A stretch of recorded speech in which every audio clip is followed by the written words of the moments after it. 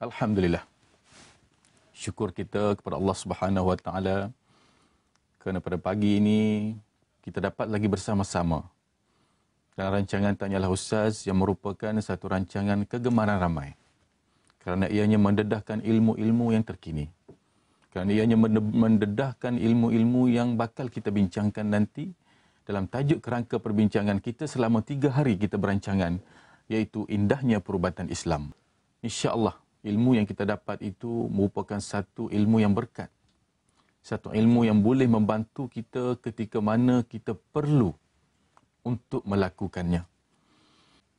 Apabila kita berbicara tentang perubatan Islam ini, rupa-rupanya di sana banyak keindahan-keindahannya, banyak penyembuhan-penyembuhannya.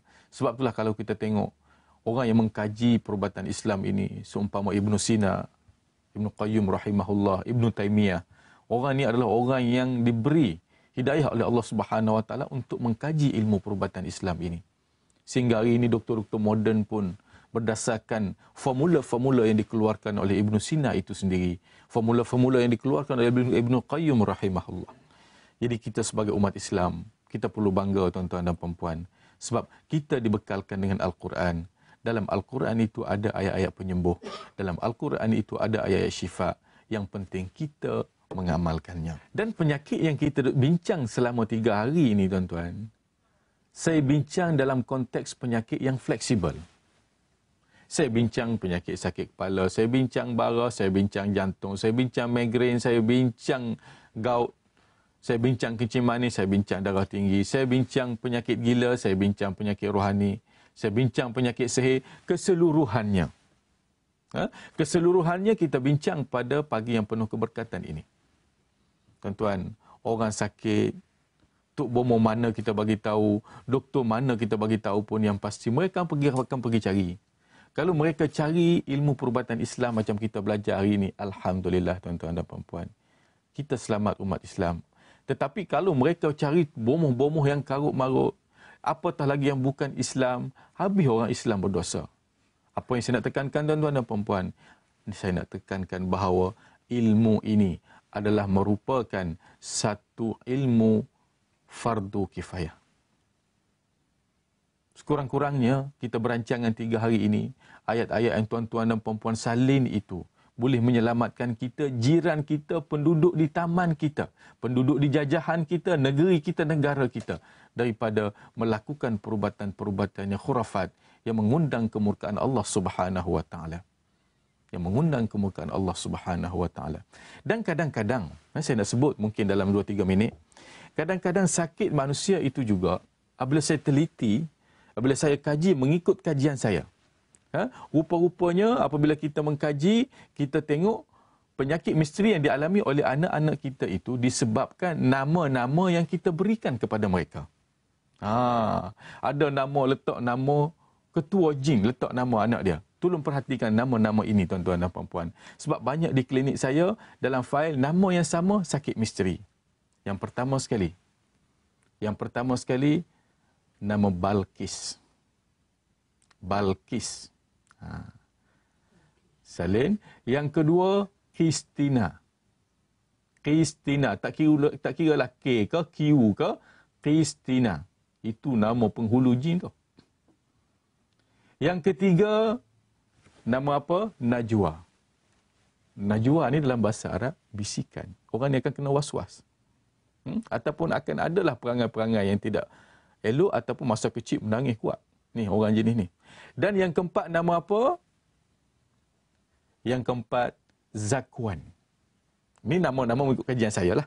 Dalam buku, cantik maknanya. Tapi dalam perubatan Islam, rupa-rupanya dia sakit sebab dia letak nama anak-anak jin sebagai anak-anak dia. Banyak lagi nama-nama kita akan sambung selepas. Antaranya juga, nama yang menjadi kegemaran jin adalah namanya Batrisha.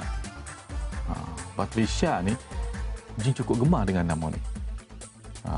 Batrisha. Erisha. Erisha. Dan ada nama moden yang kita jumpa pada hari ini juga. Pergi ke klinik saya, nama Mazda. Saya terkejut, saya kata kereta ke orang? Okey, kita akan sambung selepas ini. Bertemu lagi, jangan ke mana-mana. Salin nama-nama yang bahaya ni tuan-tuan. Kalau dah terletak nama ni, nak buat macam mana? Saya akan huraikan selepas ini. Bertemu lagi selepas ini. Alhamdulillah tuan-tuan. Kita sambung lagi dalam bicara kita dalam segmen yang terakhir. Selama 3 hari kita berancangan ini, saya nak penuhkan nama-nama tadi. Kalau kita tengok dari segi nama ini pun satu memainkan peranan yang penting. Kalau kita tengok cerita P.Ramlee, tak silap saya, Ahmad Albab. Bagaimana budak tu menangis, akhirnya P.Ramlee ketuk pintu. Ya, Tompel ketuk pintu, senyap budak tu. Akhirnya letak nama pintu, senyap sungguh. Bukan nak suruh letak nama Ahmad Albab, tapi nama itu di antara kewajipan ibu bapa terhadap anak-anaknya yang baru lahir ialah menamakan dengan nama-nama yang baik. Apatah lagi kalau ada Muhammad di depan. Itu nama yang terbaik. Jadi kita akan sambung lagi. Tadi saya bagi tahu nama moden pada hari ini membingungkan kita. Ada orang ke klinik saya nama Mazda. Saya panggil Mazda bin Abu Bangun Manusia. Saya ingat kereta. Sebab apa rupa-rupanya gabungan ayah nama Mazlan, mak nama Aida. Mazda, nama kereta. Nasib baik tak letak Toyota. Jadi tuan-tuan dan puan-puan, kalaulah ada nama-nama tadi, tak payah pergi ubah kat pejabat. Panggillah. Kalau dia anak sulung, panggil Along. Kalau dia nama Nur Balkis, panggil Nur. Kalau dia nama Siti Najwa, panggil Siti. Ubah panggilan saja, tak payah ubah tulisan. Kita tahu dah hari ini tuan-tuan dan puan-puan. Jadi nama-nama ini memainkan peranan yang penting dalam kehidupan kita. Sekejap tadi ada pemanggil kawan saya. Dia kata memang betul Ustaz. Anak saya ni nama Kristina. Sekejap tadi. Batrisha. Menangisnya Masya Allah daripada kecil sampai besar-besar pula hyperaktif Ustaz. Memang bermasalah. So banyak nama lain yang kita perlu cari. Dan di mana tuan-tuan dan puan-puan perlu rujuk nama-nama ini. Supaya nama yang kita letak pada anak-anak kita ini tidak bertembung dengan nama jin. Kadang-kadang kita panggil anak kita sebagai contoh. Anak kita nama Najwa, kita panggil Wah. Jin pun tersentak. Panggil aku ke panggil anak dia? Silap hari bulan, jin pula pergi tempat dia. Jadi panduan-panduan seumpama ini kita perlu ada. Banyak nama-nama, tak silap saya ada 77 nama. 77 nama yang diambil oleh golongan manusia nama-nama jin ini meletakkan nama kepada anak-anak mereka yang akhirnya mengundang ke bahaya. Kenapa? Anak-anak mereka akan mempunyai sakit-sakit yang misteri dan sukar untuk diubati. Pada nama-nama tadi, tak payah pergi ke pejabat untuk ubah surat beranak, tak payah, ubah panggilan sahaja. Kalau yang tak ada masalah pun saya nama tu sehingga saya jadi PhD hari ini, tak ada masalah, Alhamdulillah. Saya cerita yang bermasalah. Jadi tuan-tuan dan puan-puan, selama 3 hari kita berancangan ini, banyak ilmu-ilmu yang saya kongsikan bersama tuan-tuan dan puan-puan. Saya insan yang lemah. Bukannya banyak ilmu, sekadar tahu sepatah selidah. Saya bagi tahu tuan-tuan dan puan-puan. Dan ada orang yang telefon kita, Ustaz bagi ayat laju sangat. Ustaz nama-nama tadi, saya sempat salin 2 aja. Saya nak slow-slow macam mana? Masa bukan ada di studio ini tuan-tuan dan puan-puan. Kalau nak tuan-tuan berkenaan dengan nama tadi. Nama tadi saya buat satu set. Satu buku yang mana buku-buku ini bertajuk nama-nama mulia di dalam Islam.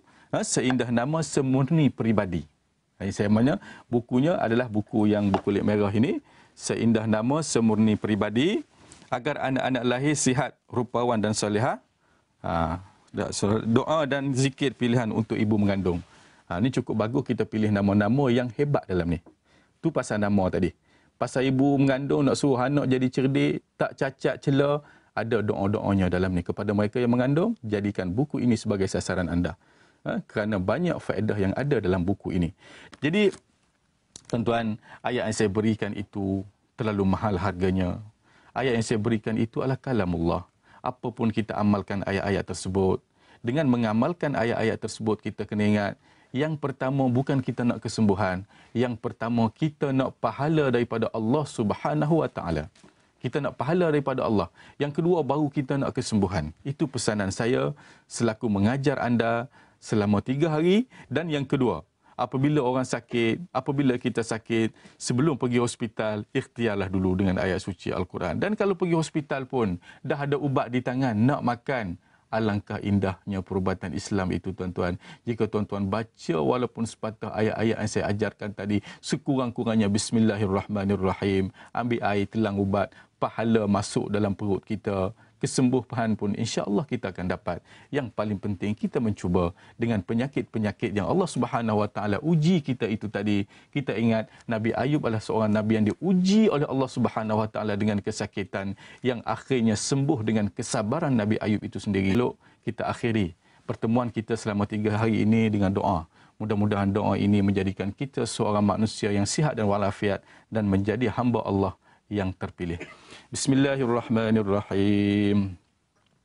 Alhamdulillahi rabbil alamin. Wassalatu wassalamu ala asyrafil anbiya'i wal mursalin wa ala alihi wa sahbihi ajma'in ala umuri dunya waddin. اللهم ارحمنا بالقرآن واجعله لنا إماما ونورا وهدى وشفاء ورحمة. ربنا عليك توكلنا وإليك نبنا وإليك المصير. Ya Allah, ya Tuhan kami, ujilah kami dengan ujian-ujian penyakit yang mudah diubati, ya Allah. Jangan sesekali Engkau menguji kami dengan ujian-ujian penyakit yang sukar untuk diubati, ya Allah.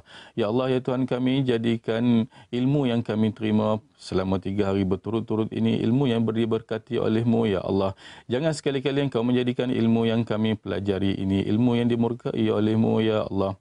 Ya Allah, ya Tuhan kami, sesungguhnya kami menzalimi diri kami sendiri. Sekiranya Engkau tidak mengasihani kami dan tidak mengampuni kami, maka jadilah kami orang-orang yang rugi, ya Allah.